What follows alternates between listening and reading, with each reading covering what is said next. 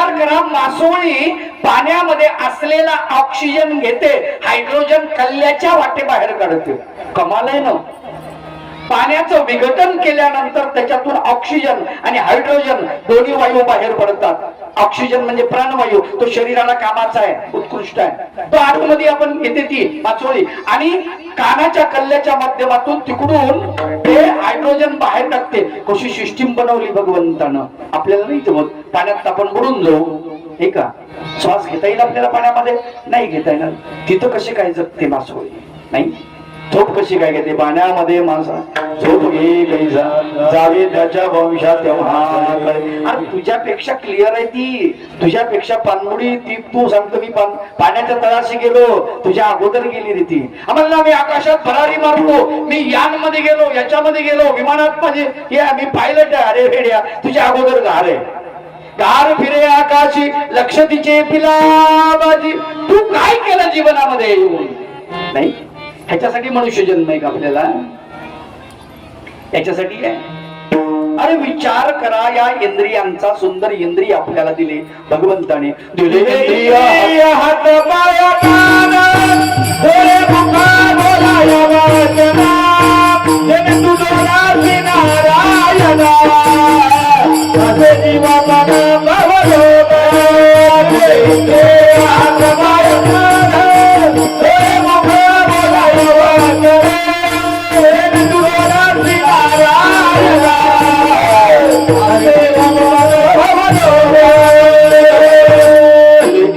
हात पाय कान नाक डोळे किती सुंदर दिलेले. याचा काय करतो आपण? विचार करा. नाही का? कशासाठी त्याचा काय उपयोग आहे? जो उपयोग असेल तोच केला पाहिजे. दुसरा उपयोग करून आता तुम्हाला सांगतो, भगवंतानं तोंड दिलं, मग त्याचं काय करावं? भगवंताचं नामचिंतन करावं. नाही का? एकाला विचारलं, भल्या माणसा तंबाखू खाऊ नये रे, चांगलं नाही. तंबाखू खाल्ल्यानंतर माणसाला त्रास होतो. त्यानं मला काय उत्तर विचारावं? प्रश्न म्हणे, बाबा माझ्या एका प्रश्नाचं उत्तर द्या. तंबाखू सोडली, मला आनंद झाला. म्हटलं तुझ्या प्रश्नाचं उत्तर आलं तर मी देईल बाबा. म्हणे भगवंतानं दाताच्या आणि ओठाच्या मधामध्ये जागा काढून ठेवली रिकामी. काय उत्तर देऊ याला आता? मी मला तंबाखू खायला, तंबाखू ठेवली, पाकिट येते तंबाखूची. अवघड काम आहे. नाही काय खातीन? भक्षण करतील, अभिय प्राचन करतील, काय खातील माणसाला कळत नाही. आता कोंबडी बकरी खाण्याची वस्तू विचार केला तर काही बी खाऊ. अरे ती चिनी लोक काही बी खातात, त्यांच्या इथं परिस्थिती आली तशी. अन्नच मिळत नव्हतं. तुम्हाला अन्न मिळते, कितीतरी पदार्थ आहेत. शाकाहारी इतके पदार्थ आहेत की त्या पदार्थाचं नावही येत नाही आपल्याला, एवढे पदार्थ आहेत. पण ते सोडून लोकांची वासना जाती. आता विचार करा की कोंबडे काय खातील? नाही अन्न. आता कोंबडे जर सकाळी लेकरू जर संडासला बसलो तर आणि मग तुम्ही त्या कोंबड्याला खाता, मग डायरेक्टच खाऊ ना लेकरच. गोपाला गोपाला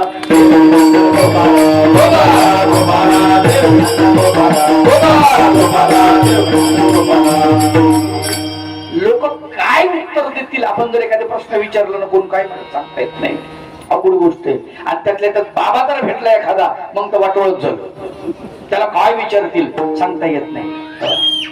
आपल्याला जे आवडतं तेच आपण संतांच्या चरित्रातून निवडतो. लक्षात ठेवा, आपल्या आवडीवर आहे. आणि संत काय सांगतात याच्याकडे लक्ष नाही. एक पठ्ठ्या म्हणाला, भगवान गोपाल कृष्णासारखा म्हणला अवतारच नाही. मी म्हणलं अरे वा, एवढी देवाची भक्ती. म्हणजे कस काय? म्हणले काय मर्द माणूस आहे, 16,108 बायका केल्या. घ्या आता, कोणाचं लक्ष कुठं, कोणाचं लक्ष कुठं. अवघडच की नाही. त्याची बायको होती सांगताना. ती म्हणलं काय म्हणतात वहिनी, दादा काय म्हणाले? ते पागल झालं म्हणजे, त्याचं डोकं फुटलं म्हणे, त्याची वायर गेली म्हणे सटकून. आता तिकीटासारखं म्हणे. कठीण काम आहे. जे चरित्रामध्ये आहे ते चरित्रामधलं आपल्याला जे मुद्दा कामाचा आहे तेवढाच उचलतात, तेवढाच उचलतात. दुसरं उचलत नाही माणसं मोठे वस्ताद आहेत, फार वस्ताद आहेत माणसं. बरं काय विचारतील प्रश्न जे महत्वाचे? संतांची एक तर भेटी होत नाही. संत भेटी झाल्यानंतर त्यांना विचारलं पाहिजे, पुसलं पाहिजे, आपल्या हिताचं विचारलं पाहिजे, नाही का? कायम योद्धार पावेन, काय कृपा करेल नारायण, ऐसे सांगा तुम्ही संत सज्जन, करा समाधान चित्त माझे, नाही का? पण ते नाही विचारत आपण, दुसरंच विचारतो, तिसरंच विचारतो, काय विचारतो सांगता येत नाही, अवघड गोष्ट आहे. पण एका जणाकडे एक जण मला म्हणला, बाबा मला एक प्रश्नाचं उत्तर द्या. म्हणलं काय प्रश्न आहे तुझा? म्हणले लवकुशेच्या बापाचं नाव काय? आता कोणाला माहितीये? ते काय काय जगजाहीर आहे ती गोष्ट. म्हणलं रामचंद्र. त्याच्या बापाचं नाव काय? म्हणलं दशरथ. आता बस झालं की नाही एवढं, पण त्याच्या बापाचं नाव काय? मी म्हणलं याला काय करायचं, सोयरीक करायची काय? आता दशरथ राजा एवढा सज्जन सत्शील, ज्याच्या पोटी रामचंद्र जन्माला आले, बस झालं ना ते. रामचंद्रासारखा अवतार, ज्यांनी एक वचनी एक पत्नी अशी त्याची ख्याती रामचंद्राची. रामाचा बाण म्हणजे बाण एकदा सुटला म्हणजे लागणार. आणि त्याची मुलं, नाही का, लवकुश. इथपर्यंत इतिहास भरपूर झाला होता, काही गरज आहे का दुसरं विचारायची? ते म्हणे दशरथाच्या बापाचं नाव काय? माझं टाळकं फिरलं, म्हणलं 11 रथ. दशरथाच्या बापाचं नाव 11 रथ, त्याच्या बापाचं नाव 13 रथ, त्याच्या बापाचं नाव 14 रथ, होऊ दे 1000 रथ पर्यंत. काय विचारतो? नाही, रामचंद्रानं कशा प्रकारे राज्य केलं हे विचारणार. रघुकुल रीत सदा चली आई, प्राण जाई पर वचन न जाई. अरे पित्याच्या वचनावरती त्यांनी राज्य सोडलं, तख्त सोडलं, मुकुट सोडला, राजवैभव त्यागलं, जंगलामध्ये गेला, वनामध्ये गेला. कोणते पोट्टे असेल सांगा बरं आता? बापाच्या डोक्यात दगड घालायला बसले.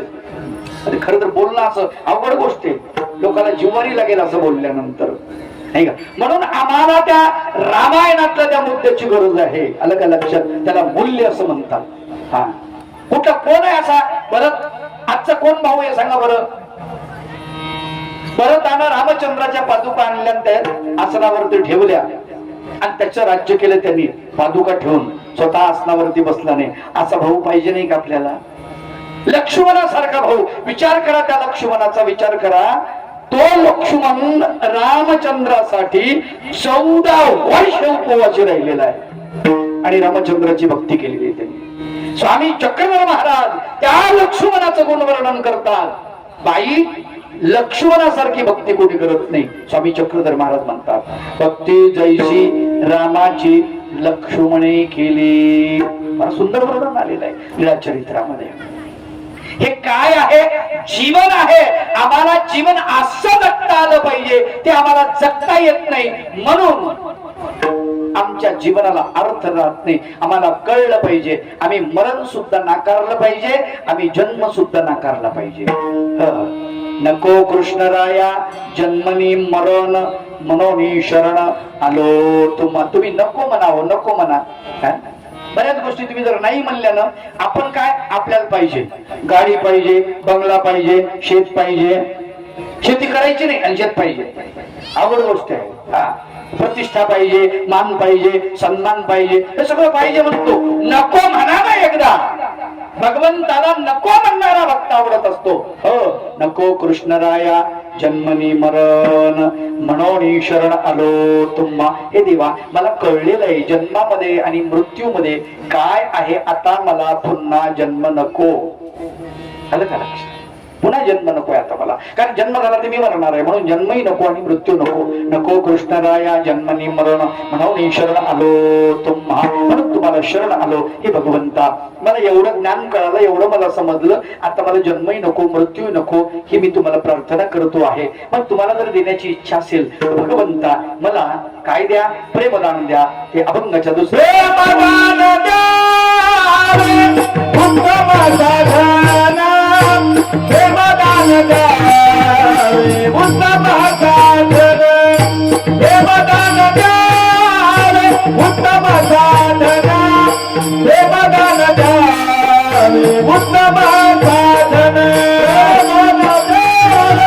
उत्तम साधन, देवदान द्यावे उत्तम साधन.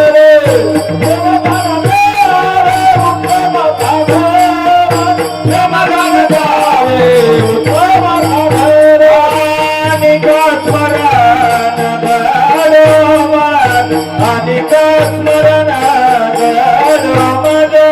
आणि स्मरण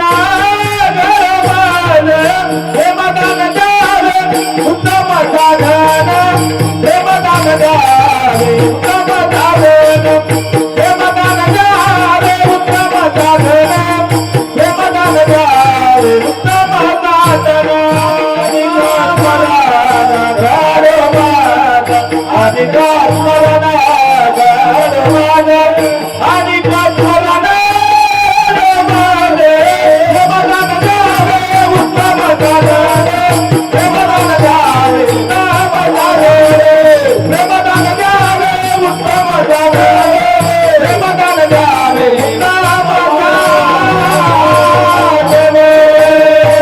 आणि स्मरण आणि स्मरण उत्तम साधन आणि स्मरण घडो मज उत्तम साधन जे आहे ते मला द्या, ज्याचं नाव प्रेमदान आहे, याचा अर्थ कनिष्ठ साधनही आहे, याचं नाव ज्ञान आहे, ते मला ज्ञान नको.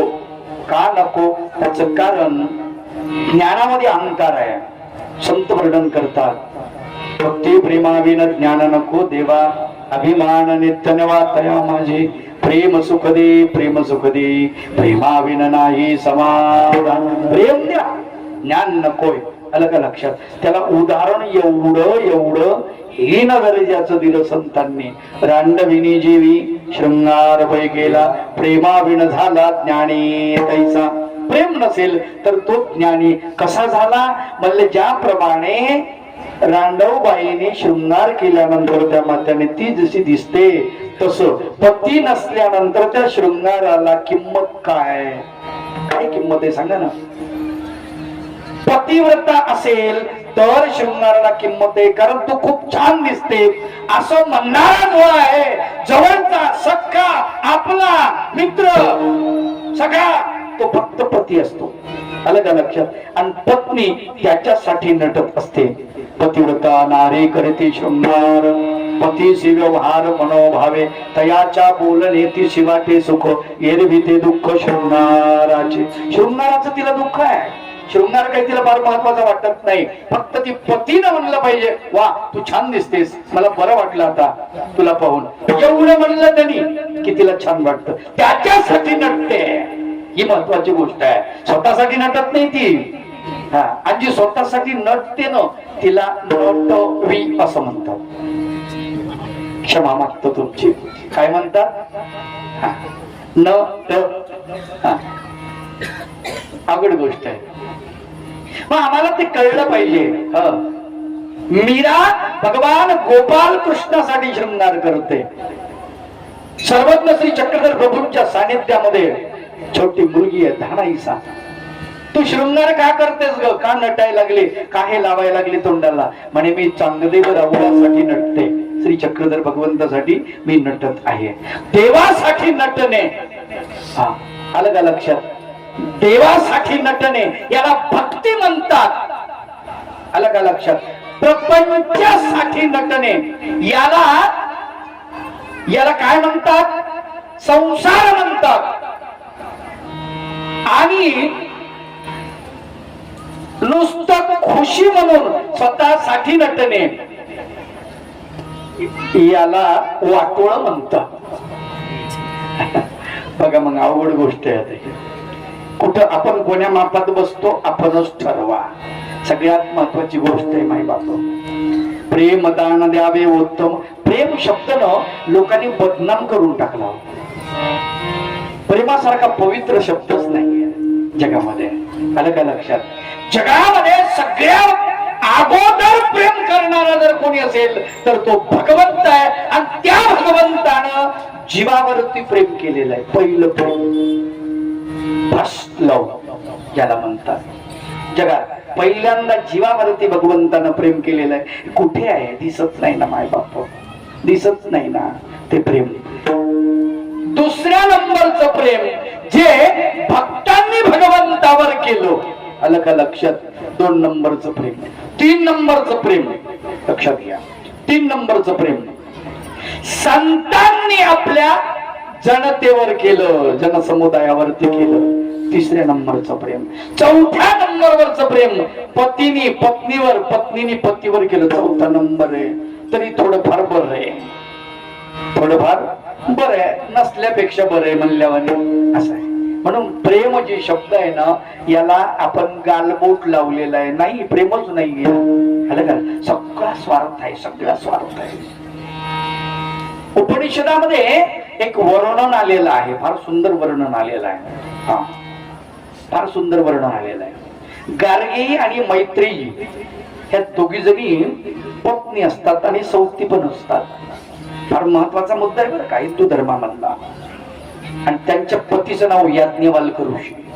त्या काळातला प्रकांड पंडित, त्या शतकामधला प्रचंड ज्ञानी आणि याज्ञवल्क्य. त्याच्याकडे त्या ज्ञानामुळे अपार संपत्ती त्याच्याकडे आली आहे, लोकांना दान दिलेली आहे. एवढे हुशार तुम्ही लोक खुश झाले, लोकांनी संपत्ती दिली. आणि ज्यावेळेस शेवटचा काळ त्याला असं वाटतं की आता हे संपवायचं, म्हणून त्यांनी 2 हिस्से केले. 2 हिस्से. काय हिस्से केले म्हटले, हे 2 हिस्से तुम्ही दोघी जणी पत्नीला म्हणले सांभाळा. मग ती गार्गी आणि मैत्री, तर मैत्री जी होती ती काय म्हणते माहितीये, म्हणे तुमच्यासाठी तुम्ही काय ठेवता ते म्हणे माझा विचार करू नका, तुमच्यासाठी मी हे व्यवस्था केलेली आहे. पण तुम्ही काय करणार, आमची व्यवस्था केली ठीक आहे, पतीने पत्नीची व्यवस्था करावी हा नियम आहे, कायदा आहे, पण तुम्ही काय करणार पुढे. ते म्हणे मी काय करणार हे विचारू नका. नाही नाही, तुम्ही काहीतरी करणार असाल, हे तुम्ही सोडून चालले, याचाच अर्थ दुसरं जे तुम्ही करताय ते याच्यापेक्षा महत्वाचं आहे. ते काय. आणि मग त्यावेळेला त्या मैत्रीला जो तो याज्ञवल्क्य ऋषी निरोपण करतो ना, ते निरोपण फार महत्वाचं आहे. त्यातला मराठी संवाद तुम्हाला सांगतो. ते म्हणतात, पहिली महत्वाची गोष्ट, कुठलाही पती पत्नीवरती प्रेम करत नाही, पत्नीच्या माध्यमातून स्वतःवरती प्रेम करतो. बावर लक्षात ठेवा. कुठलीही पत्नी पतीवरती प्रेम करत नाही, पतीच्या माध्यमातून स्वतःवरती प्रेम करते. कुठलेही आई वडील मुलावरती प्रेम करत नाही, मुलाच्या माध्यमातून स्वतःवरती प्रेम करतात. कुठलीही मुलं आई वडिलांवर प्रेम करत नाहीत, त्या आई वडिलांच्या माध्यमातून स्वतःवरती प्रेम करतात. कुठलाही व्यक्ती घरावर प्रेम करत नाही, घराच्या माध्यमातून स्वतःवरती प्रेम करतात. कुठलाही मनुष्य गाडीवर प्रेम करत नाही, घोडीवर प्रेम करत नाही, वस्तूवर प्रेम करत नाही, त्याच्या माध्यमातून स्वतःवर प्रेम करतात. केवढं सत्य सांगितलं त्यांनी. विचार करा, टार्गेट कोण आहे, फक्त आपण स्वतः. आपण आपल्यावरच प्रेम करत असतो, अलग लक्षात दुसऱ्यावर. आणि जेव्हा आपल्यावर प्रेम करण्या इतकंही प्रेम आपल्याकडे शिल्लक राहत नाही, तेव्हा आपण आत्महत्या करायला लागतो. आणि आता आत्महत्येचे प्रकार जास्त सुरू झाले, अलग लक्षात. स्वतःवर प्रेम करण्या इतकंही तुम्ही प्रेम तुमच्याकडे शिल्लक नाही, एवढे कंजूस तुम्ही बनलात, त्यावेळेला तुम्ही मरणाच्या दारामध्ये तुम्ही जाता. आणि भगवंत संत सांगतात की प्रेमदान द्यावे उत्तम साधन, अनेक स्मरण घडो मज. भगवंत तुमचं नामचिंतन मला घडलं पाहिजे आणि प्रेमदान मला तुम्ही द्या. आता मला सांगा, भारतामध्ये व्हॅलेंटाईन डे करायची गरज आहे का. कोणतं तारीख, 14 फेब्रुवारी. काय तर म्हणे व्हॅलेंटाईन डे. कथा तरी वाचली का तुम्ही, व्हॅलेंटाईन काय भानगड आहे. व्हॅलेंटाईन नावाचा एक विचारवंत होता आणि त्या दिवशी त्याला तिथल्या सरकारनं फासावरती दिलं. का तर तो लोकांशी प्रेमानं वागायचा आणि त्यांना सत्य सांगायचा, त्यांना जीव लावायचा, जिव्हाळा द्यायचा, असं त्याचं चरित्र आहे. कोणाचं, व्हॅलेंटाईनचं. त्याला फासावर दिलं. म्हणून तिथल्या लोकांनी, अरे एवढा चांगला माणूस, याला तुम्ही असं करता, अरे इथं कितीतरी संत आहेत नाही का, त्या संतांनी समाजासाठी केलं. मृती हे जना देखवे ना, मृती हे जना देखवे ना, मृती हे जना देखवे ना, हे तो बरोबर बरोबिया.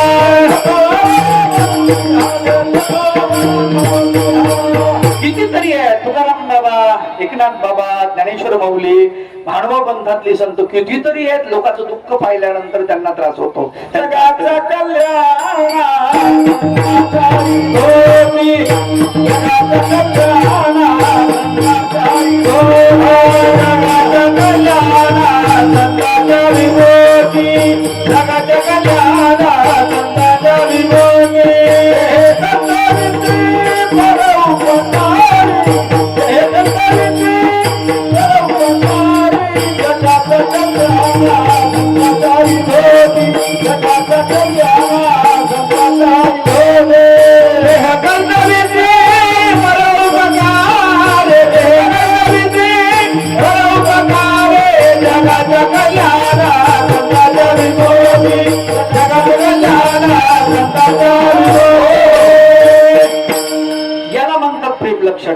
आणि जेव्हा जनतेवर माणूस प्रेम करतो ना त्यावेळेस जनतेतल्या एखाद्या माणसाला जरी काटा मोडला ना तरी सुद्धा त्याला त्रास होतो, लक्षात ठेवा.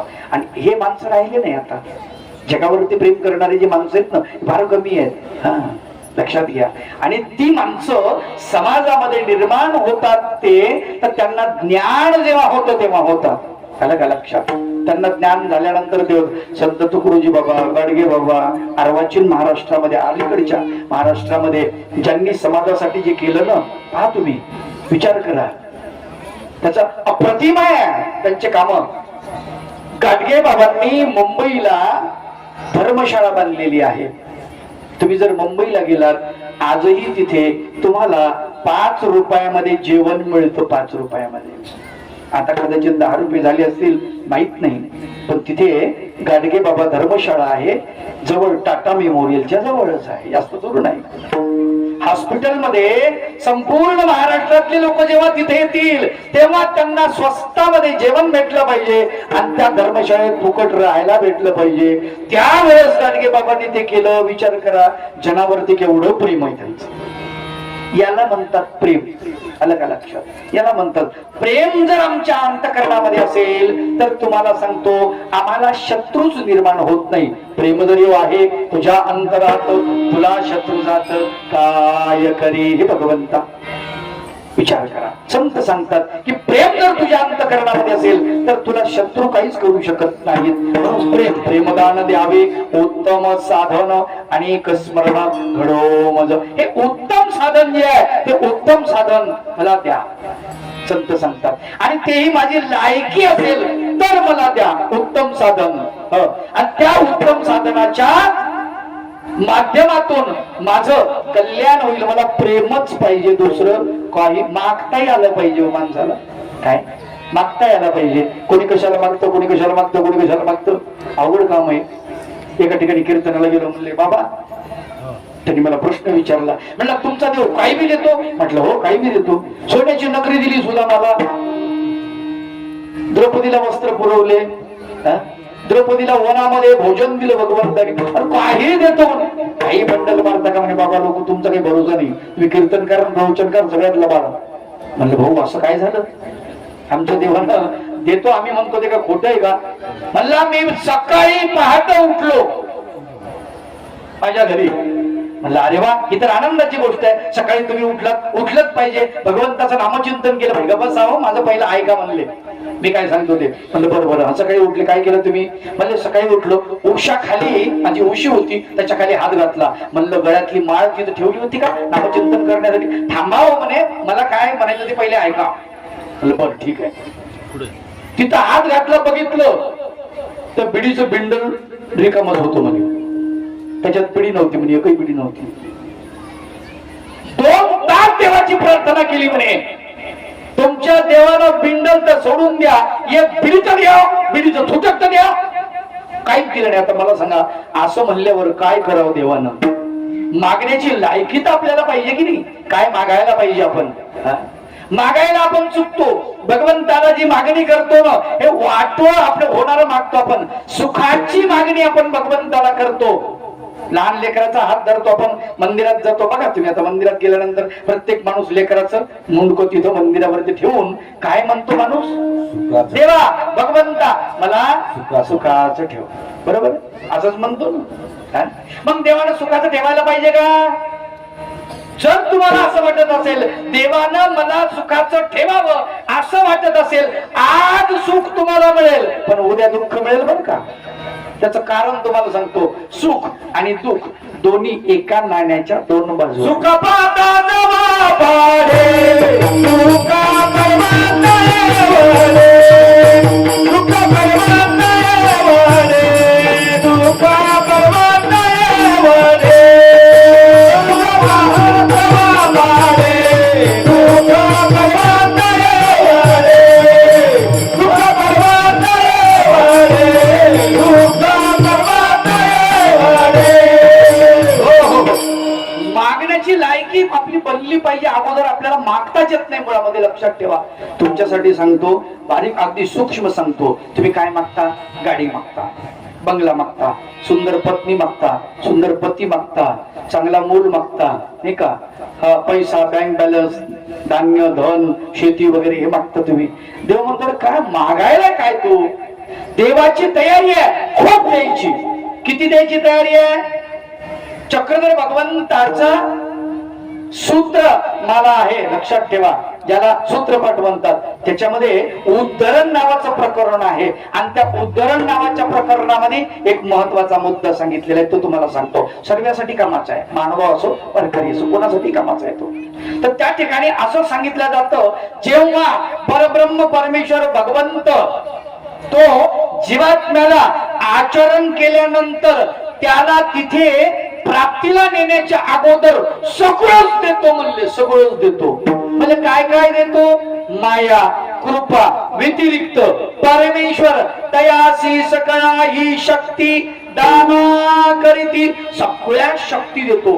देव तुमच्या पदरामध्ये ब्रह्मांड टाकायला बसलाय. काय ब्रह्मांड? आणि आपण काय म्हणतो? देवा गाडी भेटून का? मला गाडी भेटली. अरे काय मागायला? मागायचं तर लय मोठं मागणं, मागण्याची लायकीच नाही. देव भेटल्यानंतर देवाला प्रेम मागित. बरं आपलीच अशी अवस्था आहे का? महाभार ऋषी जे की नाही, त्यांची अवस्था तशीच आहे, त्यांना सुद्धा मागता येत नाही. रुचिक ऋषी, दत्तात्रय प्रभूंच्या संदर्भात लिहिलेला म्हणून सांगतो. रुचिक ऋषी नावाचे ऋषी आहेत आणि ते त्यांना लग्न करायचे. काय करायचंय? लग्न. कधी? म्हातारपणात. आता अवघड आहे की नाही गोष्ट? तरुणपणात लग्न करायचं ठीक आहे, पण म्हातारपणामध्ये काय त्यांना कुठून दुर्बुद्धी सुचली माहित नाही, लग्न करायचंय. मग ते गेले काशी राजाकडे आणि म्हणले तुमच्या पोरीला सोबत माझं लग्न करायचंय. आता त्या बापानं विचार केला, नाही म्हणतो तर हे म्हातार श्राप देते, बरं हो म्हणतो तर उद्या मरतय. कळतय आपली पोरगी कपाळाचं कुंकू पुसून आपल्याकडे रडत आली असं चित्र त्याला दिसायलंय, पण कराव काय? पेचात पडला ना. पोरील म्हणला बाई मी काय करू, मला काही सुचना. म्हणले बाबा चिंता करू नका तुम्ही, मी बघते ना. गेले ते त्याच्याकडे ऋषीकडे, म्हणले माझ्यासोबत लग्न करायचंय. आणि हो आपल्याला 500 घोडे पाहिजे, आंदोलन. त्यावेळेस पोरीला आंदोलन द्यावं लागायचं. आताही देतात पण एवढं नाही. आलाय आता हळूहळू त्या रंगावरती आलेलं आहे आता. तर म्हणले आम्हाला आंधन पाहिजे. किती पाहिजे? म्हणले 500 घोडे पाहिजे. आणि पुन्हा लक्षात ठेवा, सगळे घोडे पांढरे शुभ्र पाहिजे. कसे पाहिजे? पांढरे शुभ्र. आणि प्रत्येक घोड्याचा डावा कान हा कसा पाहिजे? काळा. एकच काळा काळा. असे श्यामकर्ण. किती? म्हणले 500 एकसारखे. आता भेटतील का असे? त्यांनी विचार केला, हे प्रोडक्शन कडे सगळे द्वीप बघितले पण त्याला काही ते भेटणं. मग कोणीतरी एका ऋषीने दुसऱ्या सांगितलं, अरे म्हणले दत्तात्रय प्रभूकडे जा, ते तुला काय पाहिजे ते. घोड्याची काय मामलं ते म्हणे, घोडे तर सामान्य गोष्ट आहे, जा. त्यानं 12 वर्ष देवाची तपश्चर्या केली. दत्त भगवंताची किती वर्ष? 12 वर्ष. मग आता 12 वर्ष ते कोण आहे? हा ऋषी. बरं का, आपल्यासारखा काय येडा गबाळा नाही, ऋषी आहे. मग 12 वर्ष तपश्चर्या केली. देव म्हणले माग तुला काय पाहिजे? तर मग यानं काय मागा? म्हणले त्याचं काय झालं? मला घोडे पाहिजेत. किती पाहिजे? म्हणजे 500. 500 काय करायचे रे? एखादा घोडा देतो तुला चांगला. नाही म्हणले मला 500 पाहिजे देवा. काय करायचंय? आता सांगावं तर लागतंय. काय करायचं म्हणलं? काशी राजाच्या पोरीला आंदोलन द्यायचं. काऊन? म्हणजे तिच्यासोबत लग्न करायचं. लाज वाटते का काही? डंगर झालंय नाही? म्हातारा विचार करा. आणि तो काय म्हणतो? काशी राजाच्या मुलीसोबत लग्न करायचंय आणि मला 500 घोडे द्या. देवाला काही ते आवडलं नाही. पण देव म्हणले आता माझी भक्ती केली, द्यावं तर लागणच. मग भगवंतानं म्हणले घेऊन जा, पण एक काम कर बर का, मागं फिरून पाहू नको, पुढं चाल. मागं अजिबात बघायचं नाही, मागं पाहायचंच नाही, पुढं नीट निघायचं. निघालं ते पुढं. आज जसं पुढं चाललं घोड्याचं खिकवणं सुरू झालं मोठ्यानं. घोड्या टापांचा आवाज, धूळण, घोड्याचा याच्या मागच. याला वाटलं आपले पाय तुडवतील, कसे दिसतात हे धावणारे घोडे, म्हणून माग बघितलं. आता नको म्हणलं ना, तुम्हाला सांगतो